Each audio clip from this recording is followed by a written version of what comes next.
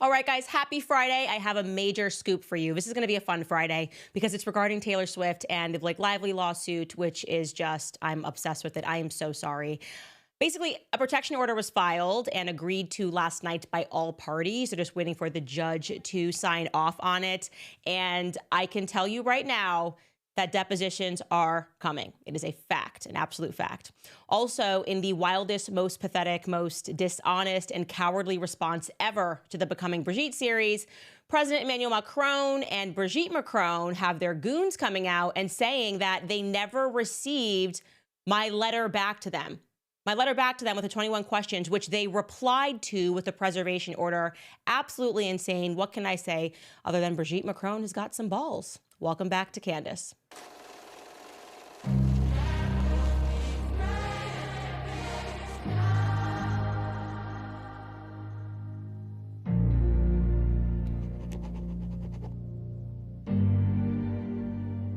All right, guys, Taylor Swift.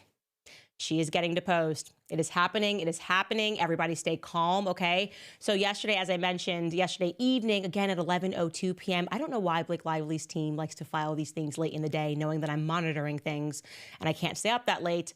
But they filed a protective order. And I at first looked at it and I thought that they had done this by themselves, but actually it looks like it was agreed to by both parties to protect some of the things that may come up in discovery and through all of these subpoenas.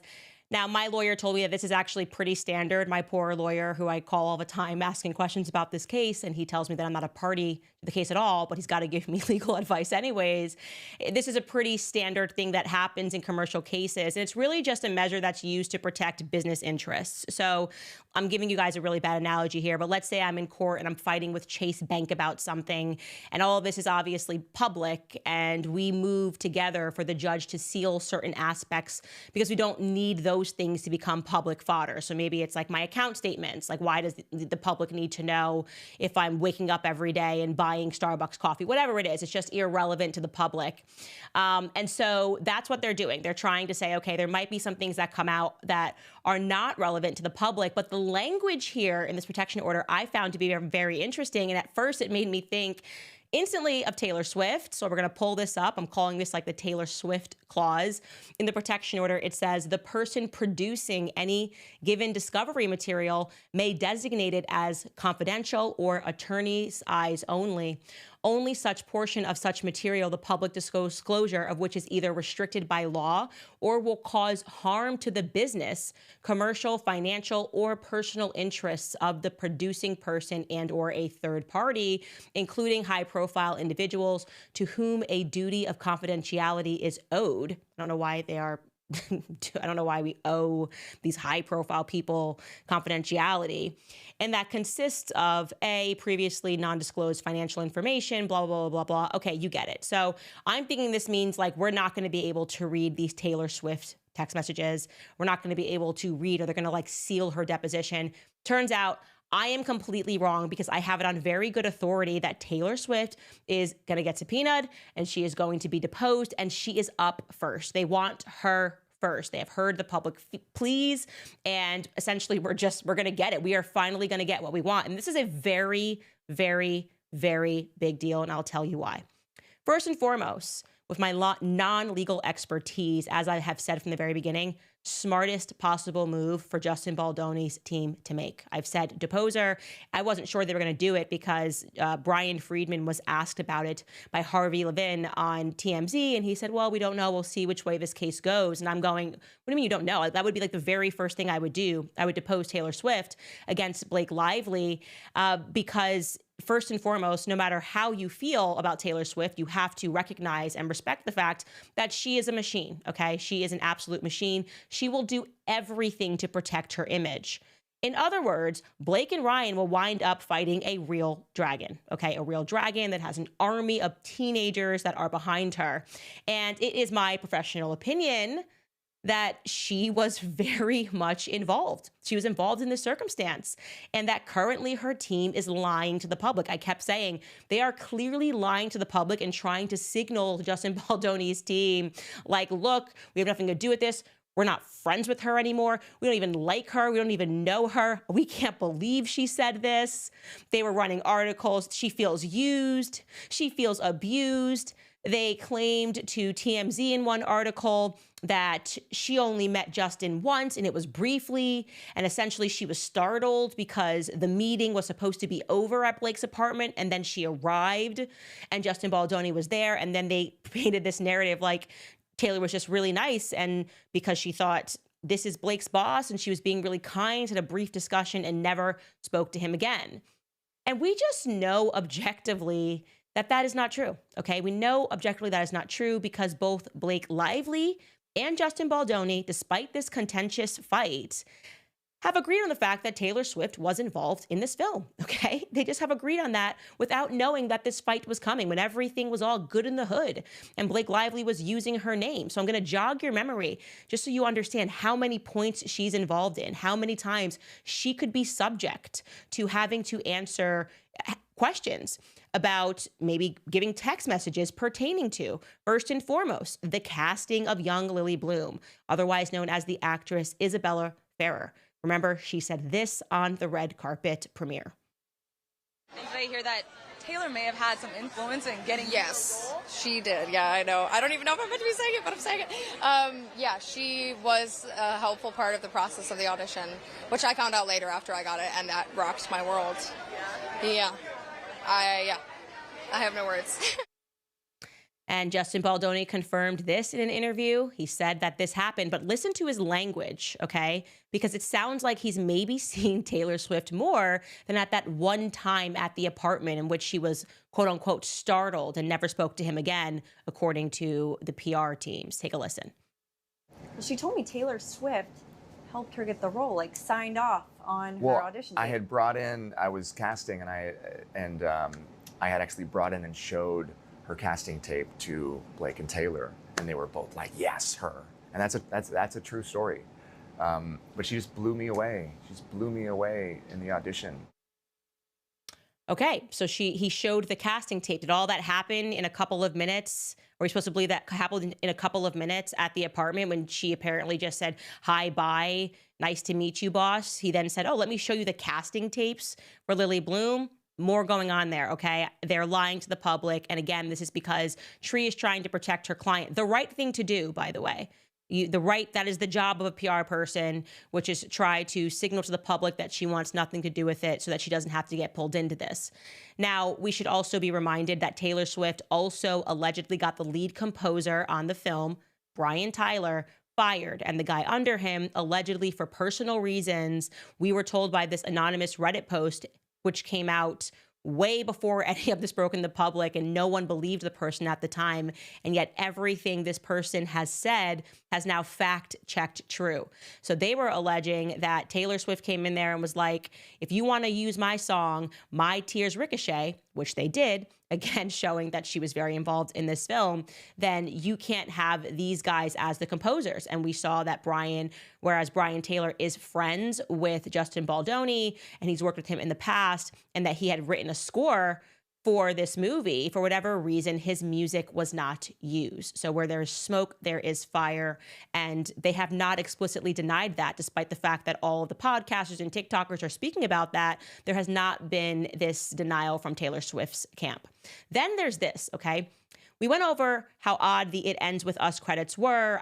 Sexually harassed, and now we're just mocking him everywhere, mocking Justin Baldoni everywhere. But she thanks Taylor Swift, so bingo, obviously she was involved. Now you might say, oh, well, it's because her song was used. Well, we found out from that Reddit post that it was more than that. They had a sit down with Bradley Cooper, which is why he's mentioned in the It Ends With Us credits, because they had this like celebrity screening of Blake Lively's cut, but then the person said it was like her cut was problematic, so they brought in Taylor Swift's videographer or Taylor Swift's music video makers to help with the edit. Well, then I noticed that in the It Ends With Us credits, there is a person named Stefania Delowski, and I had not scooped this before. So I was looking up everybody on this list like a psycho, and I was like, who's Stefania Dulowski? It turns out that she is an editor, she's a director, and she's a photographer who previously worked with Taylor Swift. Not just Taylor Swift, but also Blake Lively. This is from Stefania Dulowski's website. She has a list of every music video she's worked on, and this is Taylor Swift's song, I Bet You Think About Me. You see it lists Shane Reed and also Blake Lively. This is Blake Lively in her directorial debut. This was back in November of 2021. So she directed Taylor Swift's video, and the person that did the edits was this Stefania, and they clearly brought on Stefania, Taylor Swift's team, to come in and get involved in this movie. Okay, so you don't get to now go, oh, I had nothing, I just one little run-in here with Justin Baldoni. I have nothing else to do with anything, okay?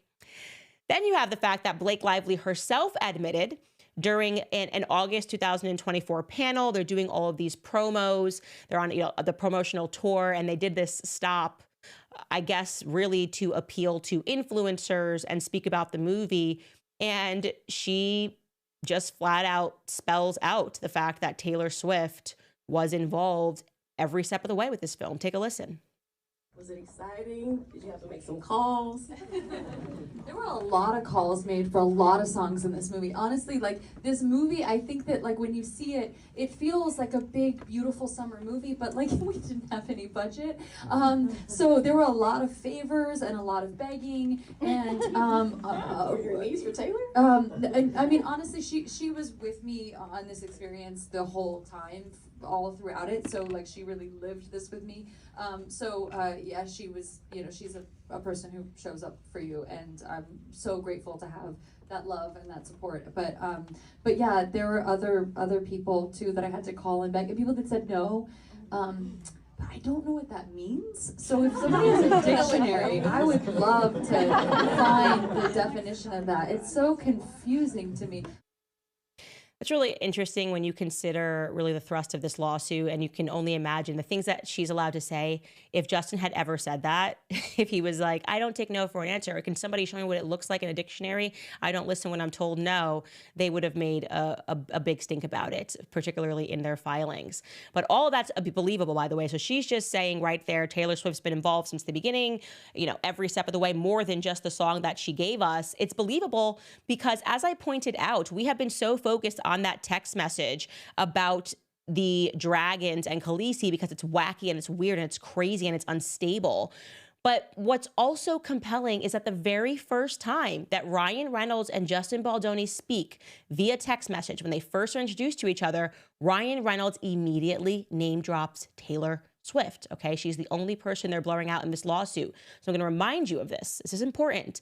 He is basically saying how great Blake is. And then he says to Justin Baldoni, some of the greatest creative decisions I've made are in fact Blake. The same goes for Taylor. The acting is a small piece of a pretty astounding patchwork quilt of creativity. So he name drops her right away. And I remind you, she was coming out of that relationship with Joe Alwyn, and she was spending a lot of time with them. At the beginning of her Eras tour, she was being pictured with them. It's what she likes to do when she gets out of relationships. She likes to girl squad, get photographed by paparazzi, and I would just imagine she needed something to play with. And it ends with us, ended up being what she decided to play with. Then, of course, the most obvious thing is that Ryan uses Taylor Swift's strategy of dropping Easter eggs all over social media, all over the Deadpool movie, all over the It Ends With Us credits, all over the Deadpool credits, to take all of these digs at Justin Baldoni, again, which makes all of us not believe that she was actually sexually harassed, and rather they were moving to try to squeeze her and to eventually just have Blake replace Justin Baldoni as the director on the film, by playing this part of I'm a victim. This is, whether you want to admit it or not, this is Taylor Swift's MO.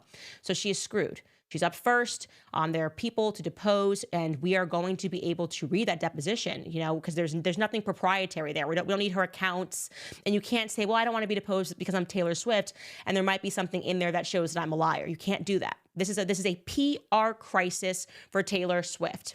And I'm going to tell you why that interests me, okay? It interests me because this moment is super interesting for the left and the right because, and I was having this call with Taylor Lorenz, formerly of the Washington Post, this morning, and she was asking me specifically about this lawsuit and why is it that it seems that it's bringing together the left and the right. And I sort of said to her, well, actually, at least for me, I have been on this Me Too thing for a very long time because I recognized that it was becoming a business strategy. But I think that something fractured for people that were on the left with the Amber Heard lawsuit, and they didn't forget that. They didn't forget what Amber Heard said to them and then what they watched throughout the hearings and her kind of just completely forgetting the fact that she had abused Johnny. We got to read her messages, and we kind of up close got to see how the press can just completely take down a man. I'm not saying that everything that Johnny Depp did was great in this relationship. I mean, both of them were admitting to doing drugs on the stand, but it definitely, they just chose the woman in this, and so many details were left out. And I think it was a good moment. I think that fracturing was good because it allowed us to all go, let's pause and actually think and consider that maybe we're not being told the truth and that maybe sometimes women do lie. And I have known for years, okay? Trust me when I tell you, I know enough people in Hollywood that Taylor Swift is considered a very shrewd businesswoman. She's gotten away with a lot of things because truly, and don't kill me, Swifties, but it's because of this empire of teenage girls. It's because I have to say, don't kill me, Swifties, when I share some facts with you. And it's funny because I said to you the timing of this book, I wrote an entire chapter on Taylor Swift's brand of feminism. And I was kind of going back to what was that moment when I was no longer on the Taylor Swift train. And I was like, I can enjoy her music. I can enjoy the artist. And I still, like I said in my Instagram stories today, I'm going to bop to London Boy forever. Like, it's totally fine. I can genuinely appreciate, it brings me back nostalgia, some of the albums. I'm the same age as her. But in 2019, I was like, I'm good off of Taylor Swift because her and I are the same age and we're both involved in business. And when I saw her do that move against Scooter Braun, something in me broke. And so I wanted to kind of jog your memory about that really quickly before we get to Leslie Sloan PR's move, because I'm really interested to hear what Swifties have to say about this with new information and with time and with you guys getting older. I don't know why I'm assuming everybody's a teenager that is a Swiftie, but the point being is that you're kind of growing up and you're starting to see these strategies that can be used. When you revisit that situation and you learn more facts about it, if it at all disturbs you. So again, this book has not been published yet. I'm literally showing you the manuscript from my Microsoft Word document. You can buy the book, and I shouldn't be showing you this because why would I show you this? But I think it's important. So here we go. We can bring this up. I'm going to pull it up here on my laptop, gang. So I write in my book, before unpacking this incredible event, this is between her and Scooter Braun, it's important to at first note that Taylor Swift does not represent a rags to riches Hollywood story. In fact, if Taylor had never become famous, she would have had to settle with just being wealthy. Taylor Swift grew up on an idyllic Christmas tree farm in West Reading, Pennsylvania. Her father, Scott Swift, was a stockbroker for Merrill Lynch, and her mother was a marketing executive for a financial fund. It's important to note that both her parents had careers which would have rendered them financially savvy. They hired their daughter, a talent manager, at the age of 12, and Scott relocated to Merrill Lynch's Nashville office so that Taylor could pursue her career in music 2 years later. Suffice it to say that when record executive Scott Borchetta approached her family to sign their daughter in 2005, Taylor was well represented. So well represented, in fact, that her financially savvy father purchased a 3% stake in Borchetta's new company, Big Machine Records, under which Taylor Swift was signed. Naturally, there would have been a fleet of lawyers involved from both sides to close the deal. Of course, neither Scott Swift nor Scott Borchetta could have ever predicted Taylor's future success when they orchestrated that deal. They simply agreed to what they both thought was fair at that time. Borchetta took a chance on an unknown Taylor Swift, and that risk paid off. Until Taylor decided that it somehow wasn't fair 14 years later. Taylor decided that she would relitigate her business deal through the tactic which had always served her, manipulating the emotions of her fans who she could assume knew nothing about business. At the heart of the matter was a man named Scooter Braun who had recently just purchased Big Machine Records through his holding company. Through this perfectly legal business transaction, he had acquired the masters to the music catalog that Taylor Swift had created while under the label. For definition's sake, a master is effectively an original recording. Whoever therefore owns the master recording controls the destiny of the song. Should any person or company wish to use that song in a TV advert, a fee must be paid to the owner of the master. Okay. So then I get into like, clearly Taylor Swift leaves Big Machine Records. She goes with Universal and she posts this Tumblr post, this notorious Tumblr post when Scooter Braun acquires the company. What people didn't know that was going on in the background was that Taylor Swift, just in her mind, had this huge fight with Kanye West over the famous music video and Kim Kardashian, and she associated Scooter Braun with Kanye West as like his manager. And the reality is he actually wasn't his manager, because I did the due diligence on this book at the time that famous music video was posted. So she just didn't like him. She considered him to be Team Kanye and just didn't want him to buy the masters. But she never told the public that her dad owned a piece of the company. This drives me. I was like, this is the most wildly manipulative thing, to pretend that this isn't a normal business transaction. It's like he bought a house and something was built into the house. And he's like, okay, well, I'm buying this house. I'm buying it. It comes with the pool. And then Taylor Swift takes a Tumblr and she's like, I sat next to that pool and I wrote my songs. And it's like, girl, I don't care what your memories are here. I'm just buying a company. Like, I had nothing to do with the deal that you and your dad and Borchetta orchestrated. You're not the only person here under this record label. Anyways, getting just showing you the beginning of her Tumblr post that she posted, because I just remember, again, her and I are the same age. I was like, this is insane. She wrote, for years, I asked, pleaded for a chance to own my work. Instead, I was given an opportunity to sign back up to Big Machine Records and earn one album back at a time. One for every new one I turned in. I walked away because I knew once I signed that contract, Scott Borchetta would sell the label, thereby selling me and my future. I had to make the excruciating choice to leave behind my past, music that I wrote on my bedroom floor and videos that I dreamed up and paid for from the money that I earned playing in bars, then clubs, then arenas, then stadiums. You pleaded for a chance to own your work. Did you talk to your dad? Why do you tell that your dad was literally, there were only 5 people that were a part of this business, and one of these people was her father. So this entire thing was just not plausible. And then she did, in a second maneuver, she posted this other Tumblr post, which is an objective lie. Guys, it's an objective lie, and again, relies on people not knowing business to call out this lie. It was about the AMAs. She wrote this.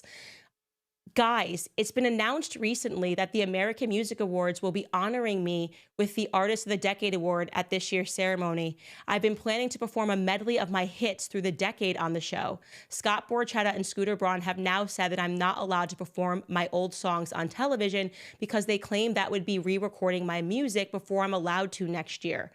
So this is just an objective lie. For those of you that don't understand what a master recording is, it has nothing to do with you live performing something. It's literally just what you already recorded and that we own, right? So like it's on the album, and you could say you can't play this exact album, like My Tears Ricochet in the It Ends With Us movie. They could have stopped that, right? The exact copy. It has to be an exact copy. That is what the master is. It has nothing to do with live recording. And again, people who don't know business or know the ins and outs of music would have accepted this. Which is why I just say at the bottom of this post, and the thing that bothered me about this was because I remember at the time, Scooter Braun's wife pleading publicly with her not to do this because their kids were getting death threats because her army of fans were just so angry. They were so angry because they believed that she was this perfect victim. And then the story ends, by the way, if you want to pull this up, back to that post, Skylar. First, I said everything about this appeal to her fan base is despicable. Even the title, Don't Know What Else to Do, is absurd. You don't know what else to do? Working it out via normal contract negotiations would be a start. Second, don't try and emotionally manipulate your fan base to ruin people's lives. Words and phrases such as tyrannical, wrong, be a good little girl, and shut up.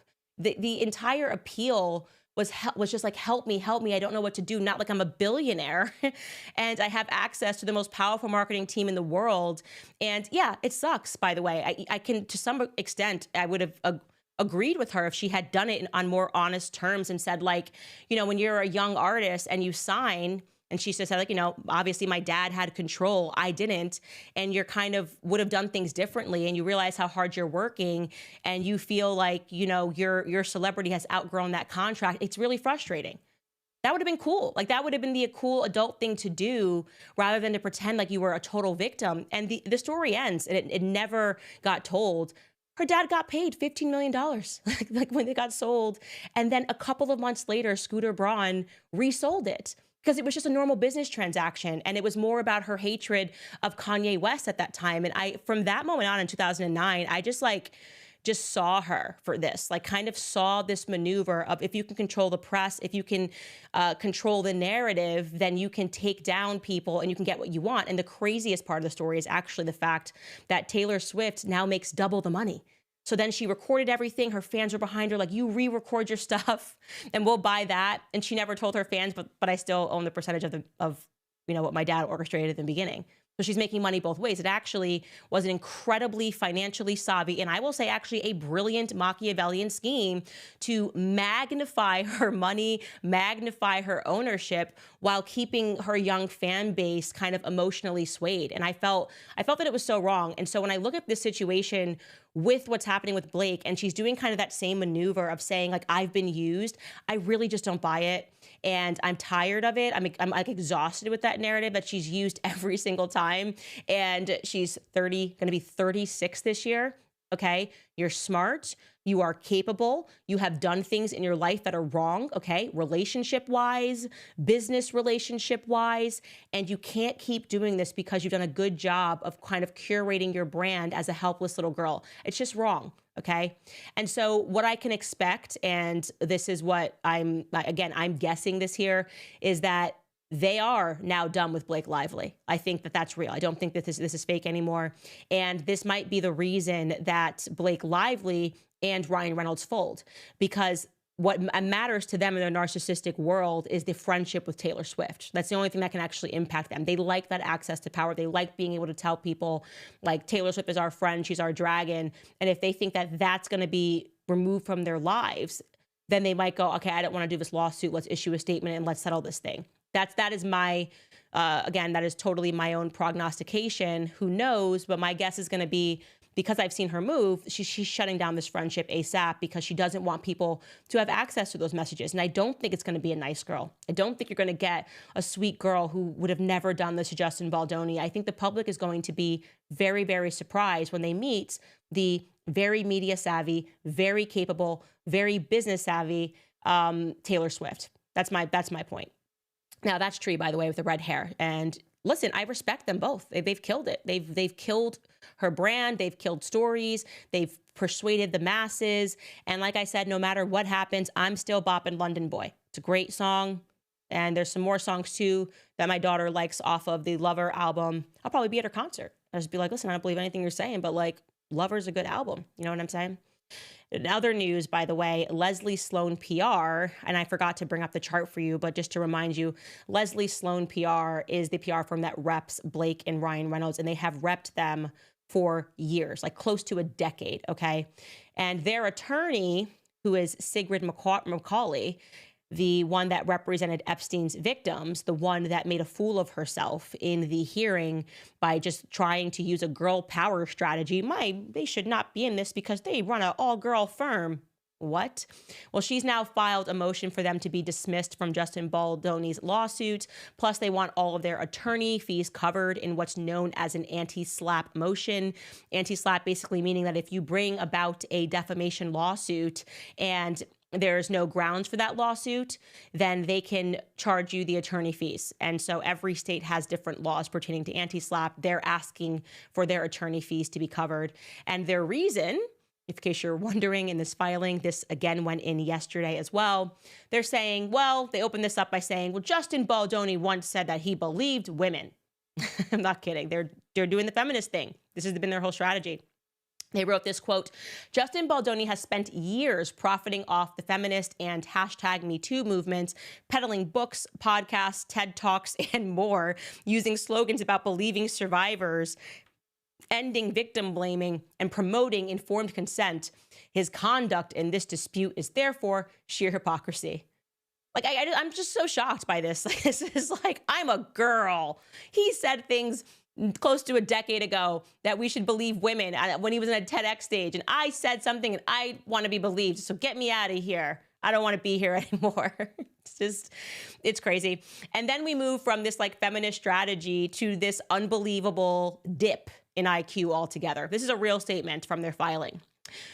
Baldoni does not deny the lion's share of misconduct for which he is accused. Instead, he tries to contextualize his behavior and suggests that Ms. Lively asked for it. Then they give an example. You can see in the bottom notes there. For instance, Mr. Baldoni responds to Ms. Lively's allegation that Baldoni and Heath invaded her trailer uninvited while she was undressed, included when she was breastfeeding her infant child, by publishing a text message where Ms. Lively invited Baldoni to her trailer.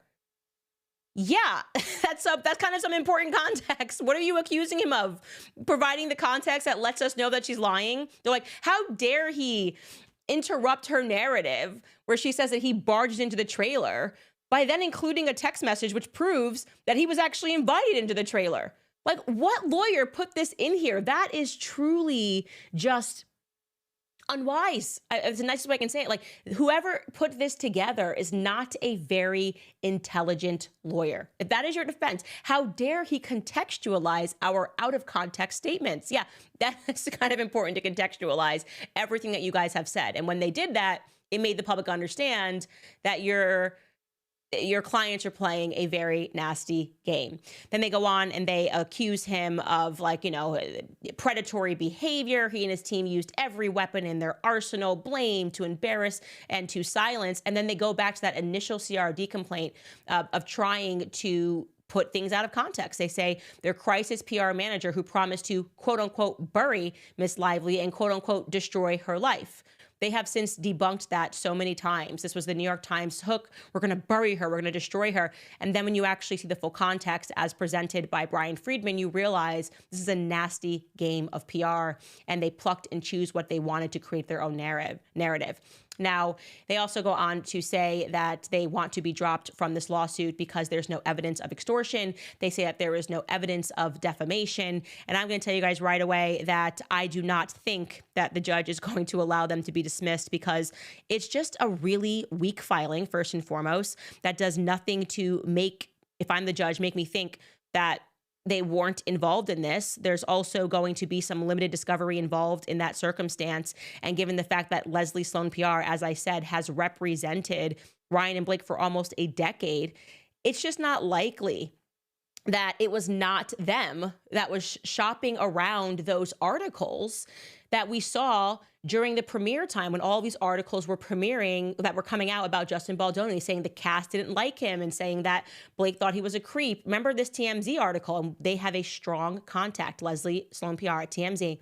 Blake Lively, Justin Baldoni, she felt kissing scene lingered too long. Feels he fat shamed her. So we were getting an early preview of the CRD complaint in TMZ.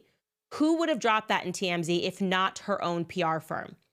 Like, that's just, obviously, that's coming from them. It was also People magazine that says, it ends with us, Justin Baldoni's clash goes past Blake Lively. The cast will have nothing to do with him.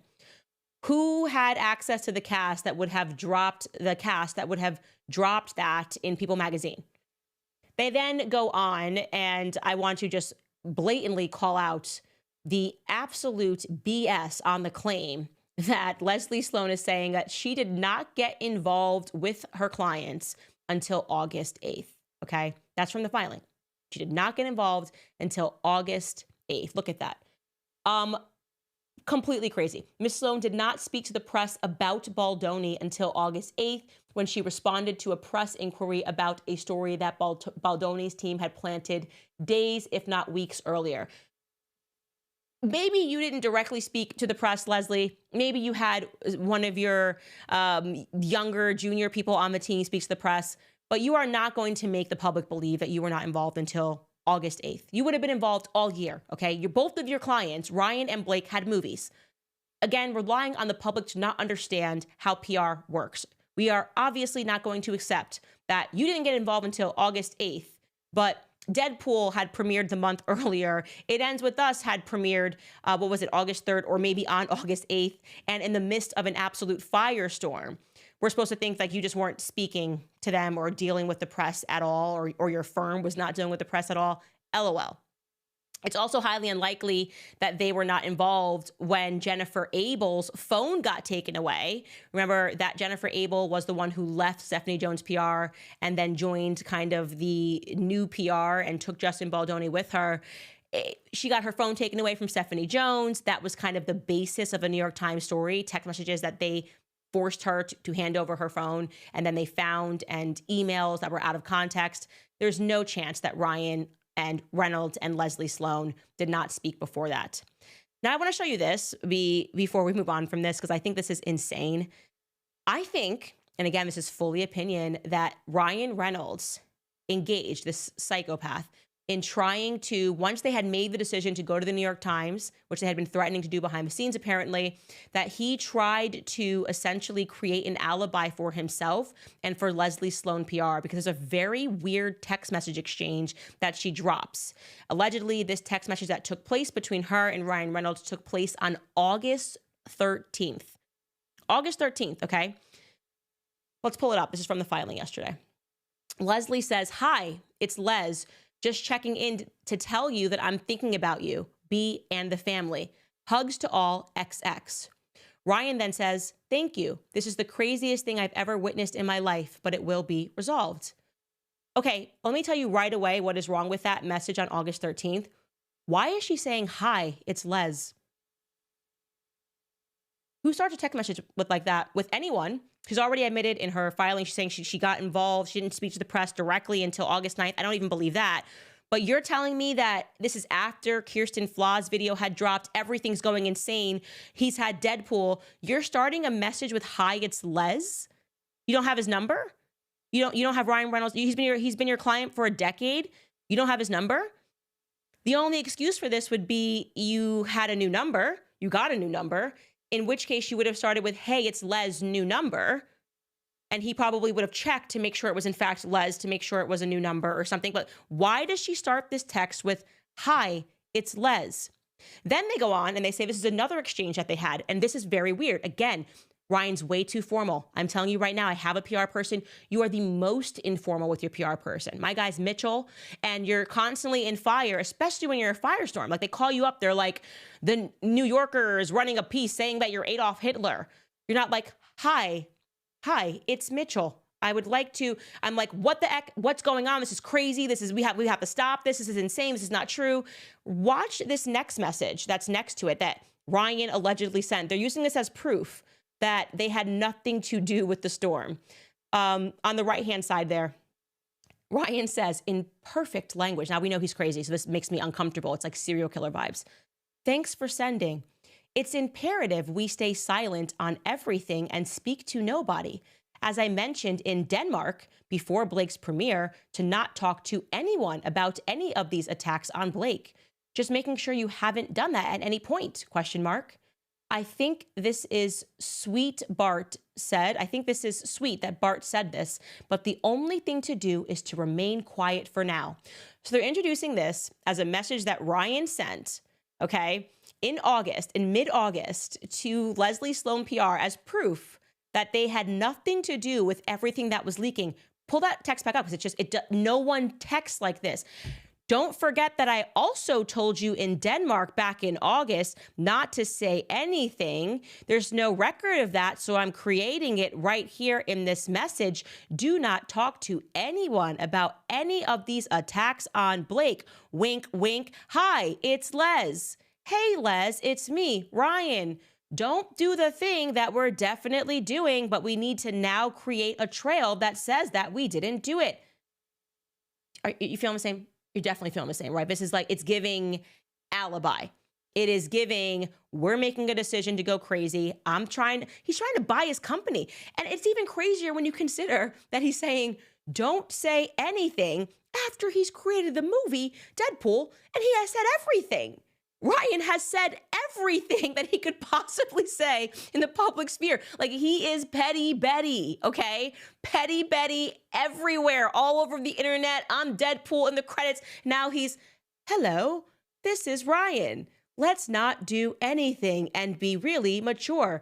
Remember when I also said let's not do anything at the premiere in Denmark? Guys, Smells like an alibi, and it was dumb. If you wanted to do an alibi, Leslie, don't start with hi, it's Les. Don't start with hi, it's Les. You got to. I can help you. I keep saying this, guys. If you give me a budget, I can help you. Call me, Ryan. Call me. Okay, don't put me in the new Deadpool movie that's coming out and make petty little jokes. I can help you. You guys aren't being very smart right now. I know you're the magician, you're the narcissist that believes in his own magic, and you thought you definitely orchestrated this weird alibi thing that you're doing, but it was a bad idea. I know you can't see yourself because you think you're untouchable, but you've been touched, my friend. You've been touched. Hi, it's me, Candace. Please don't do anything. All right, guys, don't do anything as I read a couple of messages from our sponsors. First one coming up, Ramp. Do you want a better way to simplify finance operations for your business across expenses, vendor payments, and accounting? If so, Ramp could be a complete game changer for you. Ramp is the corporate card and spend management software that's designed to help you save time and put money back in your pocket. Ramp gives finance teams unprecedented control and insight into company spend. And with Ramp, you'll be able to issue cards to every employee with limits and restrictions and automate expense reporting so that you can stop wasting time at the end of every month. Ramp's accounting and software automatically collects receipts and it categorizes your expenses in real time so that you don't have to, and you will never have to chase down a receipt again, and your employees will no longer spend hours submitting expense reports. The time that you'll save each month on employee expenses will allow you to close your books 8 times faster. It is very easy to use. You can get started, issue virtual and physical cards, and start making payments in less than 15 minutes. So whether you have 5 employees or 5,000, and now you can get $250 when you join Ramp. You'll get $250 off. Just go to ramp.com/Candace. That is ramp.com/Candace. Again, that's ramp.com/Candace. Cards will be issued by Sutton Bank, which is a member of the FDIC. Terms and conditions, of course, will apply. Also, American Financing, I always tell you about them because you know that you work hard to support yourself and your family. And sometimes it just seems as though you're taking a step back every month instead of moving forward. When the bills are higher than what you bring in every month, you have to swipe that credit card to cover the difference, and the debt keeps adding up. But if you own a home, my friends at American Financing can help you break free from that cycle. American Financing is saving people just like you an average of $800 a month. You can think about what you could do with that extra $800 every month and not having to worry about those minimum monthly payments. And even better, it costs nothing to find out how much you could be saving. All it takes is a quick call to American Financing, and if you start today, you may be able to delay 2 mortgage payments. So call American Financing today and start your journey towards being credit card debt-free. Call 800-795-1210. Again, that's 800-795-1210, or simply visit americanfinancing.net/Owens. That's americanfinancing.net/Owens. Okay, so yesterday we wrapped the Becoming Brigitte series, and obviously it's everywhere, okay? And there's just no way that they're not going to be questioned about it. Emmanuel Macron and Brigitte Macron are getting questions about it. They're trying to play it all cool. Their comments are being inundated. Everything they do now is being touched with people calling Brigitte Jean-Michel Trogneux. And so this is amazing. The AFP, so essentially the French AP, went out to Mrs. Macron, or whoever is in charge of Mrs. Macron's PR, and asked them about the Becoming Brigitte series. And Brigitte Macron's lawyer, whose name, the French lawyer, okay, because they have the American team, they're the ones that served me at my house, okay?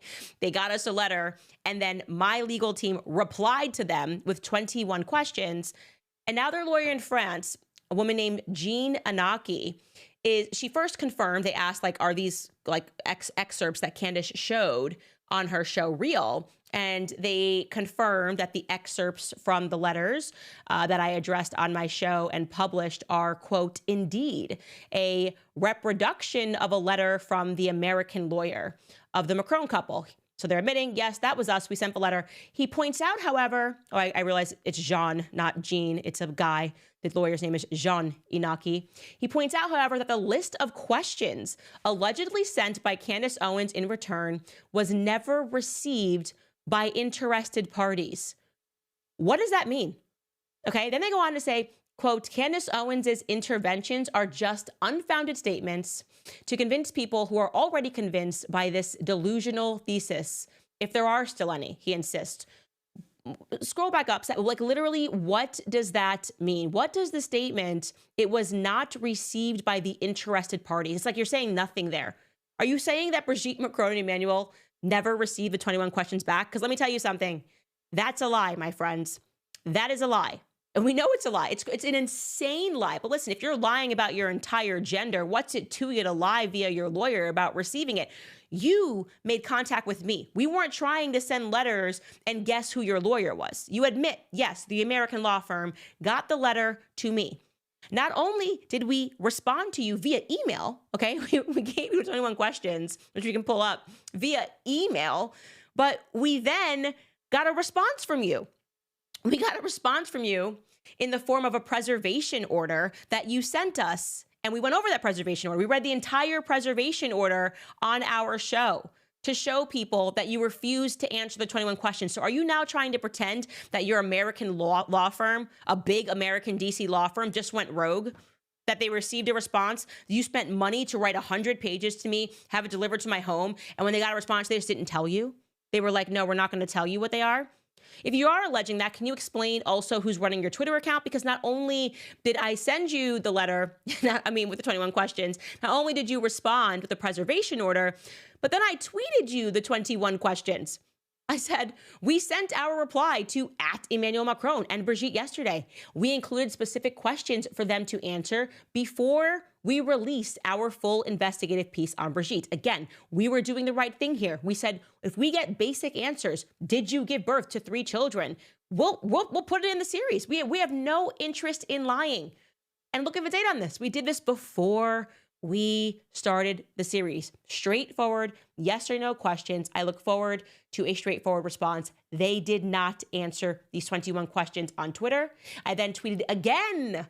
Okay, again, I tweeted and I was making jokes and I was dropping 50 Cent. I got 21 questions and they all about us, tagging Emmanuel Macron every single time, being like, girl, it's easy to love me now. Would you love me if I was down and out? Please just answer my 21 questions. And they're saying the interested parties just never received it. What goes on in France? Are you like allowed to lie in France as the president? Is this just like legal? In France, you can just say whatever you want, just make stuff up. Like I said, Brigitte, you've got balls, my man. You've got balls to just have your lawyer come out and say that you never got the 21 questions. But here's the thing. That's the problem. When you lie about who you are, your identity, there is no lie in your life that you won't tell. Like, that's got to feel like nothing. Like, pretending you didn't get it. You're like, oh, well, I've been lying about my gender my entire life. I've been lying about my, my friends. I've been lying about everything. I've been lying about my relationship with this man when I met him. What do I feel towards lying and pretending that my American lawyers were just so out of pocket and suddenly went rogue and didn't deliver to me an email, which was then tweeted at me, and I was being mocked with 50 Cent music? It feels like nothing. I'll just lie. You're just lying. And so this is just who they are. This couple absolutely must step down. They just have to step down. They are terrible human beings. It's not Emmanuel Macron's fault. It is Brigitte's fault because you groomed him. You groomed Emmanuel Macron. And so I take it that you're not going to file that lawsuit, that heavy threat, which makes it even crazier because you're saying if you didn't get my 21 questions, where's your lawsuit? Where's your lawsuit, Brigitte? When are you going to drop it? You've had all this runway and you waited until the series concluded and now you're pretending you didn't get the questions? Wild. Absolutely wild. But like I said, we're in this weird, I like 2025. Liars are being exposed. Whoever they may be, the liars are getting exposed. What has been done in the dark seems to be being revealed in the light. Sunlight being the best disinfectant. So I'm just going to sit back and see what happens with this couple. I'm going to sit back and see what happens to Blake Lively. I'm lying. I am not sitting back. I am active. I am involved. I have deluded myself into believing that I am a part of this lawsuit. If Blake Lively can delude herself into believing that she was sexually harassed by Justin Baldoni, I can delude myself into believing that I am a party to this lawsuit. Thank you guys very much for understanding that and for supporting me through this delusion. All right, guys, I want to tell you quickly before I get to your questions about 7 Weeks Coffee. I want to take a break here to talk about it because it's a pro-life coffee company that's on a mission to fund the pro-life movement, one cup of coffee at a time. It's called 7 Weeks Coffee because at 7 weeks, a baby is the size of a coffee bean, and it's the same time a heartbeat is clearly detected on an ultrasound. They donate 10% of every sale to support pregnancy care centers across the country. They've raised over $750,000 for these centers and have saved thousands of lives. And I can tell you about the coffee because I'm very picky about what I drink. It's mold-free, pesticide-free, shade-grown, low acid, and organically farmed. And right now, if you subscribe to 7 Weeks Coffee, you will get free 2-pack of their new single-serve brew bags to take your coffee wherever life takes you. So whether you're traveling, working, adventuring, you can easily enjoy a rich, flavorful cup of coffee by adding hot water and letting the to-go bag steep for a few minutes. So go to 7weekscoffee.com and save 15% forever when you subscribe. Plus, exclusively for my listeners, use code Candace for an extra 10% off your first order. So that would be a total of 25% savings on your first order at 7weekscoffee.com. Use code Candace today. All right, now, want to let you guys know I have an interview that is going up today for subscribers only on the Candace Owens website, CandaceOwens.com. It is my sit down with E. Michael Jones. The topic is pornography. He is quite a controversial character. He was put on ADL's list I'm on ADL's list, so what can I say? Because they don't really love speech. And he talks about the origins of pornography. It was a fascinating discussion. He's also a fellow Catholic. I would love to see what so many people think about that interview. I think it's tremendous, and I think pornography is hurting the world. I think it's hurting men especially, and it is harming women and relationships, and we have become an overtly pornographic culture. So that is up, available on the website for subscribers. Also, of course, if you want to buy the book, you can get it now on sale. I read you a little tidbit. My husband is probably watching and going, "Why did you do that?" I'm sorry, honey. I just do things. I just want to do hood rat things on the internet with my friends. And also, I want to tell you that I promised that I was going to unveil the new investigative series today. We have one little legal hiccup that I have to deal with. And so I was like so gung-ho about that. I loved all of your guesses. I promise you on Monday we will announce it. So that is my bad. I made a promise and did not deliver on it because my lawyers came in, and somebody's got to keep me straight. You know, if it's got to be a legal team and it's got to be my husband, and they're like, "No, you can wait one weekend to say who it is. We just need to make sure that we are dotting our I's and crossing our T's so that you don't end up in prison." Anyways, keep sending me your guesses all weekend, and we will be announcing that on Monday. Getting into your comments, let's see what you guys have for me today. Talia writes, "The way I cackled and ran straight to watch this episode. These thumbnails deserve Emmys, Candace. Also that 21 questions line. Cackling. Thank you so much." Yeah, we have a fun time with thumbnails. Today was me. Thank you very much. There's a Taylor Swift song for everything. It's great. I'm like, wow, the more we cover her, we can just get deeper into her music. It's just so funny. Wanda says, "Candace is my only news source." Thank you so much. We're having, obviously, you can see we're having way too much fun. Helda writes, "I absolutely appreciate the type of person that you are. It takes a lot to be poised. Keep on keeping on." Thank you so much. Eddie writes, "Caught the Candace crush. You are amazing. God bless you. Thank you for saying things that matter, the truth. You know what you're doing, and I am here for every minute of it." Thank you so much. And the reason, just so you guys know, because I know the media said terrible things about me when I didn't support the Me Too movement, I just always in my head just thought it was weird that we were pretending that we might not one day have sons who have to live in that environment. Like Justin Baldoni was definitely born from a woman.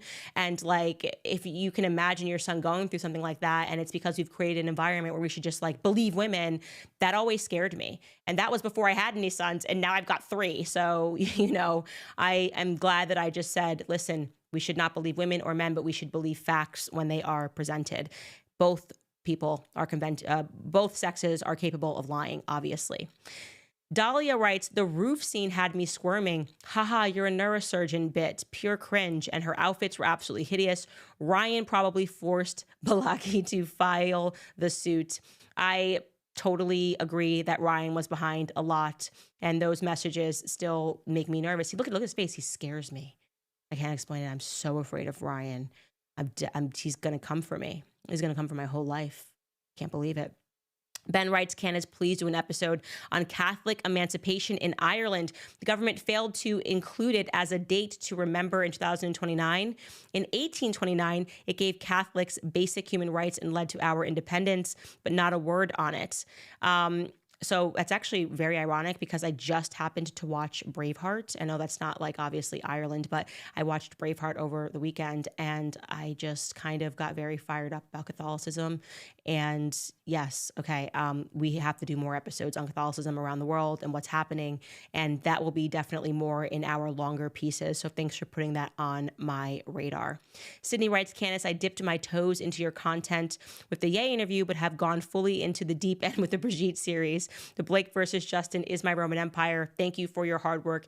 And it's allowed to be our Roman Empire. I want to say that. I know we're chasing our husbands and we're tackling them and we're forcing them to, learn all this information against their will, but it's our right, I feel. They've had their Roman Empire like since the Roman Empire. And they talk about it and they think about it all the time. And we're allowed to do that, okay? They might not think it's important. It is important. So I just want carry on, ladies. And now we've gotten them. I see men in the comments like, I'm here now. My wife forced me to do this against my will, and I'm here now. And I want to say this, fellas, we are very happy to have you here on this journey. We are going to rescue Justin Baldoni. All right, guys, we will see you on Monday. I don't think there's anything else that I have to mention other than the E. Michael Jones interview going up today. Other than that, yeah, have a great weekend.